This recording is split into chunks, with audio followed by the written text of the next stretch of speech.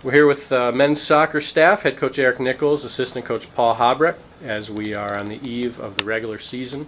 Coach Nichols, you head to North Carolina to start the season this week, but you've already had the chance to see your team play 3 scrimmages. You've had a couple weeks as far as preseason practice.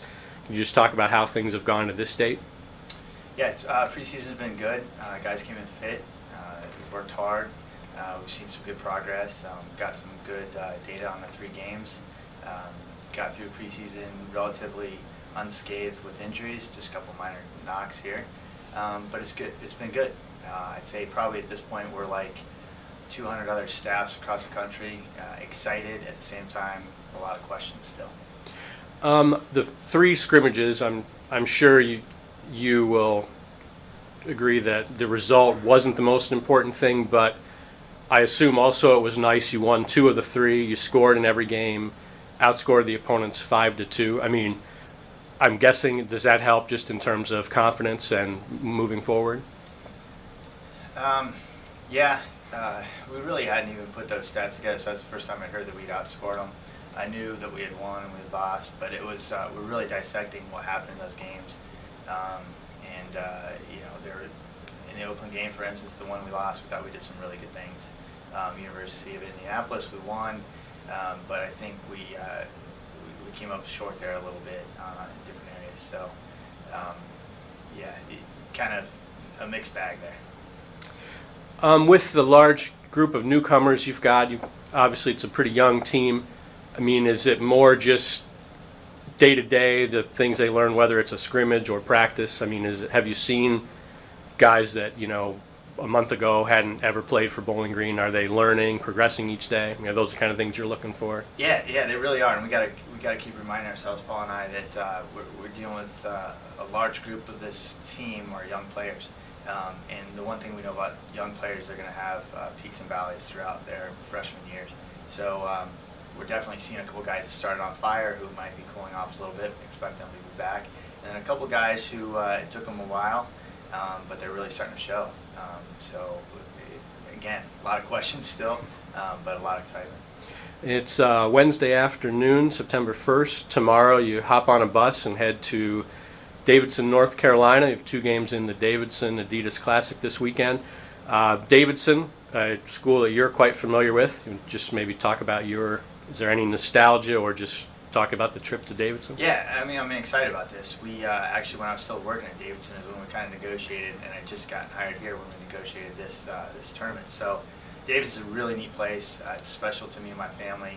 I'm excited about taking our guys down there, showing them around. Got a great venue to play in, immaculate field, great stadium. We'll have a good crowd. The folks at Davidson have been super accommodating so far. So I'm really personally excited about heading down. And you play Davidson the second game, but you've got App State, another Southern Conference school, in your first game on Friday evening. Anything that stands out about those opponents or anything you're kind of targeting?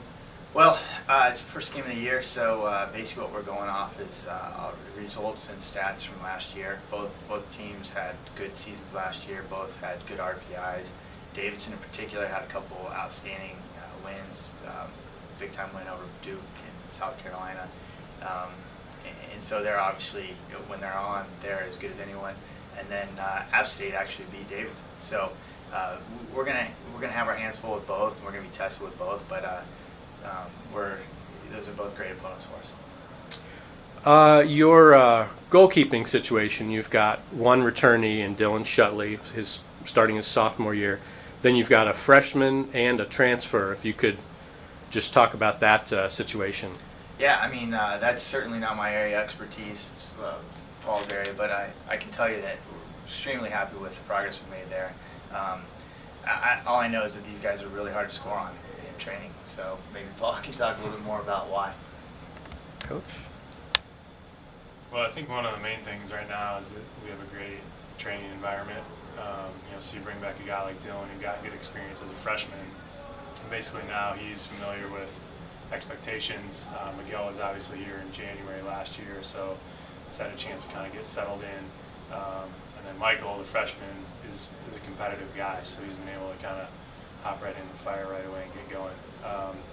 I think at this point, not conceding goals is a high priority. So when we're looking at this season and we're looking at the options that we have at that position, certainly feel like we made a big improvement over where we were last year. So without having seen any of them in a real game, we feel confident about the progress we've made, and now we have to translate that into posting shutouts. I think that we've prepared them to do that, and now we got to go out and make it stand up in real games. And this question could be for either or both of you. You talk about the goalkeeping and posting shutouts, and again, maybe the results aren't your primary concern in the preseason, but the 3 games you played, 90 minutes against Windsor, 120 against Oakland, and then you went to OT against Indianapolis. So basically 3 1/3 games, give or take, you only gave up 2 goals. Is that a tribute not just to those guys, but is that your back line getting a little stronger as well as things have gone on? I think starts in the goal, back line, and a full effort from the whole team, starting actually with our front line, our forwards being our first line of defense, and more just a concerted effort from the whole program to keep the clean sheets and leave ourselves in games to win. Okay. Any other thoughts from either of you on something maybe we didn't touch upon? Anything brilliant to say? I think we're extremely excited about getting on the bus tomorrow, heading down, getting out of town a little bit, getting away from BG, and kind of coming together as a group and seeing what we can do in North Carolina. Okay. Thanks, guys.